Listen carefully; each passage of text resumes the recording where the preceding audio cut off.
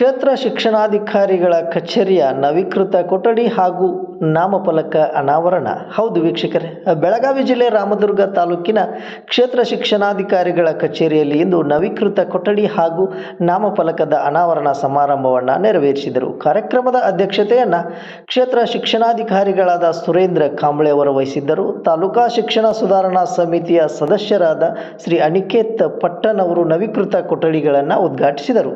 ಕಾರ್ಯಕ್ರಮದಲ್ಲಿ ಶಿಕ್ಷಣ ಇಲಾಖೆ ಬೆಳಗಾವಿಯ ಮಾನ್ಯ ಉಪನಿರ್ದೇಶಕರಾದ ಶ್ರೀಮತಿ ಲೀಲಾ ಹಿರೇಮಠ್ ನಾಮಫಲಕವನ್ನು ಅನಾವರಣಗೊಳಿಸಿ ಮಾತನಾಡಿ, ಕ್ಷೇತ್ರ ಶಿಕ್ಷಣಾಧಿಕಾರಿಗಳ ಕಚೇರಿಗೆ ಅಂದರೆ BO ಆಫೀಸ್ಗಳಿಗೆ ನಿರ್ವಹಣೆಗೆ ಹಾಗೂ ಖರ್ಚು ವೆಚ್ಚಗಳನ್ನು ಭರಿಸಲು ಸರ್ಕಾರದಿಂದ ಪ್ರತ್ಯೇಕ ಅನುದಾನ ಮೀಸಲಾಗಿರುವುದಿಲ್ಲ. ಈ ಹಿನ್ನೆಲೆಯಲ್ಲಿ ಕ್ಷೇತ್ರ ಶಿಕ್ಷಣಾಧಿಕಾರಿಗಳ ಕಚೇರಿಗಳಿಗೆ ವಿಶೇಷ ಅನುದಾನ ಒದಗಿಸುವಂತೆ ಸರ್ಕಾರ ಮಟ್ಟದಲ್ಲಿ ಅರ್ಜಿ ಸಲ್ಲಿಸುವ ಪ್ರಯತ್ನವನ್ನು ಮಾಡೋಣ ಎಂದು ತಿಳಿಸಿದರು.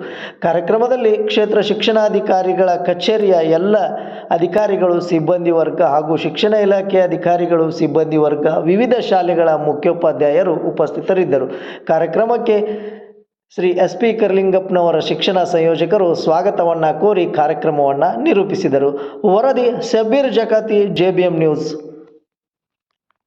ಒಂದು ಅಭಿವೃದ್ಧಿ ಕೆಲಸಗಳಾಗಿವೆ, ಆದರೂ ಕೂಡ ಕೆಲವೊಂದು ಶಾಲೆಗಳಲ್ಲಿ ಮೂಲಭೂತ ಸೌಕರ್ಯಗಳು. ನಮಸ್ಕಾರ. ಇವತ್ತು ನಮ್ಮ ರಾಮದುರ್ಗ ಕ್ಷೇತ್ರ ಶಿಕ್ಷಣಾಧಿಕಾರಿಗಳ ಕಾರ್ಯಾಲಯದ ಒಂದು ಹೊಸ ನವೀಕೃತ ಕೊಠಡಿ ಮತ್ತು ನಾಮಫಲಕ ಅನಾವರಣಕ್ಕಾಗಿ ನಾನು ಬಂದೆ. ತಾವೀಗ ಹೇಳಿದ ಹಾಗೆ ರಾಮದುರ್ಗ ನಮ್ಮದು EBB ಬ್ಲಾಕ್ ಆದರೂ ಕೂಡ ಎಜುಕೇಷ್ನಲಿ ಬ್ಯಾಕ್ವರ್ಡ್ ಬ್ಲಾಕ್ ಅಂತ ಕರಿತೀವಿ. ಆದ್ಯಾಗೂ ಕೂಡ ಎಲ್ಲ ಜನಪ್ರತಿನಿಧಿಗಳ ಒಂದು ಸತತ ಪ್ರಯತ್ನ ಜೊತೆಗೆ ಅಧಿಕಾರಿಗಳು ಸಮಯೋಚಿತವಾಗಿ ನೀಡುವಂತಹ ಒಂದು ವಾಸ್ತವಿಕ ವರದಿಗಳ ಹಿನ್ನೆಲೆಯಲ್ಲಿ ಸಾಕಷ್ಟು ಅಭಿವೃದ್ಧಿ ಕಾರ್ಯಗಳು ಇಲ್ಲಿ ಆಗ್ತಾ ಇದೆ. ಹೊಸ ಶಾಲೆಗಳಿರ್ಬೋದು, ಇರುವ ಶಾಲೆಗಳನ್ನು ಅಪ್ಗ್ರೇಡ್ ಮಾಡುವಂಥದ್ದು ಇರ್ಬೋದು, ಇಂಗ್ಲೀಷ್ ಮಾಧ್ಯಮ ಇರ್ಬೋದು, ವಸತಿ ಶಾಲೆಗಳಿರ್ಬೋದು, ಹಾಸ್ಟೆಲ್ಗಳಿರ್ಬೋದು, ಭಾಳಷ್ಟು ಸೌಲಭ್ಯಗಳು ಈಗಾಗಲೇ ರಾಮದುರ್ಗಕ್ಕೆ ಬಂದಿವೆ. ನೀವು ವ್ಯಕ್ತ ಮಾಡಿರುವಂಥ ಅಭಿಪ್ರಾಯ ಸರಿ ಇಲ್ಲ. ಕೆಲವು ಶಾಲೆಗಳಲ್ಲಿ ಮೂಲಭೂತ ಸೌಕರ್ಯ ಅಂತ ಹೇಳಿ ಖಂಡಿತ ಮಾಧ್ಯಮ ಮಿತ್ರರಲ್ಲಿ ನನ್ನ ಒಂದು ಕಳಕಳಿ ವಿನಂತಿ ಅಷ್ಟೇ. ಈಗಾಗಲೇ ಸಾಕಷ್ಟು ನಮಗೆ ನಮ್ಮ ಒಂದು ವಸ್ತುನಿಷ್ಠ ವರದಿಗಳ ಮೂಲಕ, ಅಭಿಪ್ರಾಯಗಳ ಮೂಲಕ ಅಭಿವೃದ್ಧಿ ಸಂಬಂಧಿತ ಸಮಸ್ಯೆಗಳನ್ನು ಸಾಲ್ವ್ ಮಾಡುವಂತಹ ನಿಟ್ಟಿನಲ್ಲಿ ಸಾಕಷ್ಟು ತಾವು ನಮಗೆ ಹಿಮ್ಮಾಹಿತಿಗಳನ್ನು ಕೊಡ್ತಾ ಇರ್ತೀವಿ. ತಾವೀಗ ವ್ಯಕ್ತ ಮಾಡಿದ ಹಾಗೆ ಆ ಥರದ ಶಾಲೆಗಳು ಯಾವಿದವು ಅನ್ನೋದನ್ನು ನಾವೀಗಾಗಲೇ ಆ್ಯಕ್ಷನ್ ಪ್ಲ್ಯಾನ್ ಮಾಡಿದ್ದೀವಿ ಸರ್.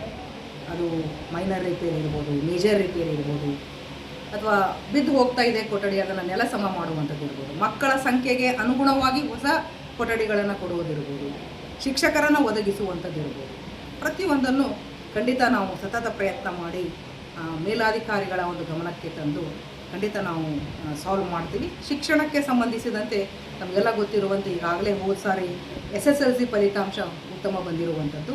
ಈ ವರ್ಷವೂ ಸಹ ನಾವು ಮುಂದಿನ ಒಂದು ಆಗಸ್ಟ್ 1ನೇ ವಾರದಿಂದಲೇ ನಾವು ನಮ್ಮ ಒಂದು ಅಭಿಯಾನವನ್ನು, ಫಲಿತಾಂಶ ಸುಧಾರಿಸುವ ಅಭಿಯಾನವನ್ನು ಪ್ರಾರಂಭ ಮಾಡ್ತಾ ಇದ್ದೇವೆ. 1ರಿಂದ 7ನೇ ತರಗತಿವರೆಗೂ ಸಹ ಗುಣಾತ್ಮಕ ಶಿಕ್ಷಣದ ಅಡಿಯಲ್ಲಿ ಉತ್ತಮ ಕಲಿಕೆ ಉಜ್ವಲ ಭವಿಷ್ಯ, ಇದು ಈ ವರ್ಷದ ನಮ್ಮ ಧ್ಯೇಯವಾಕ್ಯ. ಆ ನಿಟ್ಟಿನಲ್ಲಿ ಎಲ್ಲ ಮಕ್ಕಳಿಗೆ ಓದಲು ಬರೆಯಲು ಸರಳ ಗಣಿತ ಬರಬೇಕು ಎನ್ನುವಂಥ ನಿಟ್ಟಿನಲ್ಲಿ ಹಿರಿಯ ಅಧಿಕಾರಿಗಳ ಮಾರ್ಗದರ್ಶನದಲ್ಲಿ ಪ್ರತಿದಿನ 1 ಗಂಟೆ ಇದಕ್ಕಾಗಿಯೇ ಮೀಸಲಿಡ್ತಾ ಇದೆ. ಓದು ಬರಹ ಸರಳ ಲೆಕ್ಕ ಈ ವರ್ಷದ ಒಂದು ನಮ್ಮದು ಜಿಲ್ಲೆಯ ಪ್ರಯತ್ನ ಇದೆ. ಈ ಸತತ ಪ್ರಯತ್ನ ಮಾಡಿ ಖಂಡಿತ ನಾವು ಉತ್ತಮ ಶೈಕ್ಷಣಿಕ ಅಭ್ಯುದಯವನ್ನು ಹೊಂದಲಿಕ್ಕೆ ನಾವು ಪ್ರಾಮಾಣಿಕ ಪ್ರಯತ್ನವನ್ನು ಮಾಡ್ತೀವಿ. ಮೇಡಮ್, ಅನಧಿಕೃತಗಳ ಕೋಚಿಂಗ್ ಸೆಂಟರ್ಸ್ ಏನಿದೆಯಲ್ಲ, ಅನಧಿಕೃತವಾಗಿರುವಂಥ ಕೋಚಿಂಗ್ ಸೆಂಟರ್ಸ್ ಹಾವಳಿ ಜಾಸ್ತಿ ಆಗ್ತದೆ ಇತ್ತೀಚಿನ ದಿನಗಳಲ್ಲಿ. ಖಂಡಿತ ಬಹುಶಃ ಈ ಒಂದು ಪ್ರಶ್ನೆ ನಾನು ನಿಮ್ಮಿಂದ ಎಕ್ಸ್ಪೆಕ್ಟ್ ಮಾಡಿದ್ದೆ. ನಾನು ಹೇಳಿದ ಹಾಗೆ ಕೆಲವೊಂದು ಸಮಸ್ಯೆಗಳನ್ನು ಗುರುತಿಸಿಕೊಂಡು ಇವತ್ತು ಕಚೇರಿ ಉದ್ಘಾಟನೆ ಅನ್ನೋದು ನಾಮನಿಮಿತ್ತ, ಅದರೊಟ್ಟಿಗೆ ಕೆಲವೊಂದು ಕೇಂದ್ರಗಳನ್ನು ನೋಡಲೇಬೇಕು ಎನ್ನುವಂತಹ ನಿಟ್ಟಿನಲ್ಲಿ ಬರಬೇಕನ್ನಿಸ್ತು. Quality of the room. So ಆ ನಿಟ್ಟಿನಲ್ಲಿ ಏನೋ ಒಂದು ಸಂಕಲ್ಪವನ್ನು ಮಾಡಿಕೊಂಡು ನಾವು ಕುಳಿತುಕೊಳ್ಳುವಂತಹ ಜಾಗವನ್ನು ಸರಿಯಾಗಿ ಮಾಡಿಕೊಂಡು ಫೆಸಿಲಿಟೀಸ್ ಬೇಕಾಗಿದ್ದನ್ನು ಕೊಟ್ಟು ಮುಂದೆ ಹೋದರೆ ಒಳ್ಳೆಯದು ಎನ್ನುವಂತಹ ಒಂದು ನಿಟ್ಟಿನಲ್ಲಿ ಒಂದು ಪ್ರಯತ್ನವನ್ನು ಮಾಡಿದರು. ಜೊತೆಗೆ ಆಹ್ವಾನ ಕೊಟ್ಟು ಸೊ ಆ ನಿಮಿತ್ತವಾಗಿ ಬಂದು ಇವತ್ತು ನಮ್ಮ ಒಂದು ಹಬ್ಬದ ವಾತಾವರಣದಲ್ಲಿ ನಾವು ಸಂತೋಷ ಪಡ್ತೀವಿ. ಅದರ ಜೊತೆಗೆ ಇನ್ನೂ ಭಾಳ ಖುಷಿ ಆಯಿತು. ಏನಂದರೆ ಶಿಕ್ಷಣ ಸಮಿತಿಯ ಸದಸ್ಯರು ಬಹುಶಃ ಅದನ್ನು ಪಟ್ಟಿ ಮಾಡಿ ನಾವು ಕಳಿಸುವಂಥ ಸಂದರ್ಭ ಭಾಳ ಸರ್ಕಸ್ರಿ ಸರ್. ಅನಿಕೇತ್ ಅವರು ಯುವಕರಿದ್ದಾರೆ, ಖುಷಿ ಆಯಿತು ನನಗೆ. ಸೊ ಆ ನಿಟ್ಟಿನಲ್ಲಿ ಅನಿಕೇತ್ ಅವರಿಗೆ, ಕಾಂಬ್ಳೆ ಅವರಿಗೆ ಮತ್ತು ಇವರ ಮೂಲಕ ನೀವಿಲ್ಲಿ ಏನು ಕೂತಿದ್ದೀರಿ, ವೈಯಕ್ತಿಕವಾಗಿ ನಿಮ್ಮನ್ನು ನಾನು ನೋಡ್ಲಿಕ್ಕೆ ಹೋದರೆ each one of you are leaders, ಎಲ್ಲರೂ ಲೀಡರ್ಸ್ ಕುಂತೀವಿ. ನಾವು ನಮ್ಮ ಸ್ಥಾನ ದೊಡ್ಡದಲ್ಲ ನಮ್ಮನ್ನು ಹ್ಯಾಕ್ ಕುಂದಿಸ್ತೀವಿ ಅಷ್ಟೇ, ಅದು ಬಿಟ್ಟರೆ ಮತ್ತೇನೂ ಇಲ್ಲ.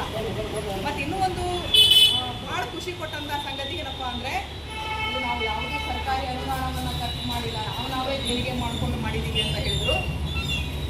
ಓಕೆ, ಅಫಿಷಿಯಲಿ ನಮಗೆ ಈ ವ್ಯವಸ್ಥೆ ಇರೋದಿಲ್ಲ ಸರ್. ಇದ್ದ ವ್ಯವಸ್ಥೆಯಲ್ಲಿ ದೈನಂದಿನ ಕಚೇರಿ ಕಾರ್ಯಭಾರವನ್ನು ನಿಭಾಯಿಸೋದೇ ಚಾಲೆಂಜಿಂಗ್ ಇರ್ತದೆ.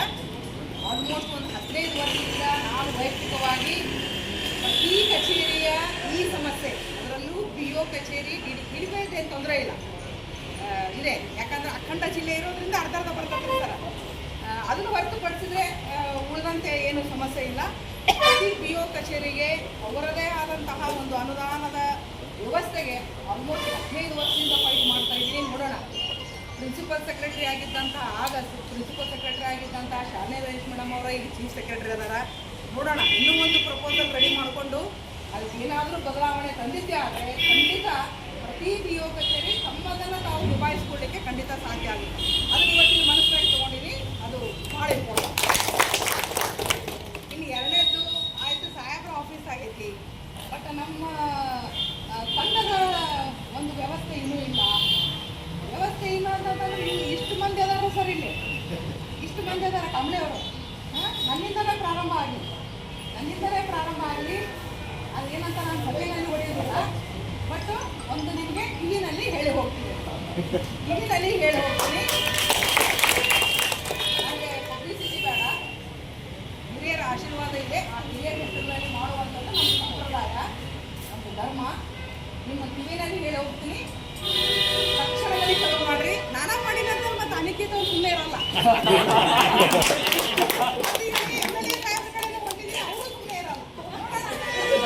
ಮತ್ತೆ ನಾವು ಮೂವರು ಬೇರೆ ಆದ್ಮೇಲೆ ನೀವೇನು ಬಿಡ್ತೀರಿ? ನೀವಂತೂ ಬಿಡೋದೇ ಇಲ್ಲ, ಇರ್ತೀರಿ, ಹೌದಲ್ಲ? ಹನಿ ಸೇರಿದರೆ ಅಲ್ಲ, ಯಾಕಂದರೆ ಅಫಿಷಿಯಲಿ ಅದು ಚಾಲೆಂಜಿಂಗ್ ಇದೆ. ಸಿಬ್ಬಂದಿ ನಮಗೇನು ಬ್ಲಾಕ್ಸ್ ಇದಾವು ಅದು ತಕ್ಷಣ ಶುರು ಮಾಡಬೇಕು. ತಕ್ಷಣ ಶುರು ಮಾಡಕ್ಕೆ ಬೇಕಾಗುವಂಥ ಕಿವಿಗೆ ಹೇಳಿ ಹೋಗ್ತೀವಿ. ತಕ್ಷಣ ಶುರು ಮಾಡಲಿಕ್ಕೆ ಬೇಕಾಗುವಂಥ ಆಗ್ಬೋದು. ಇದು ಎರಡನೇದು ಸಂಕಲ್ಪ ಇವತ್ತು.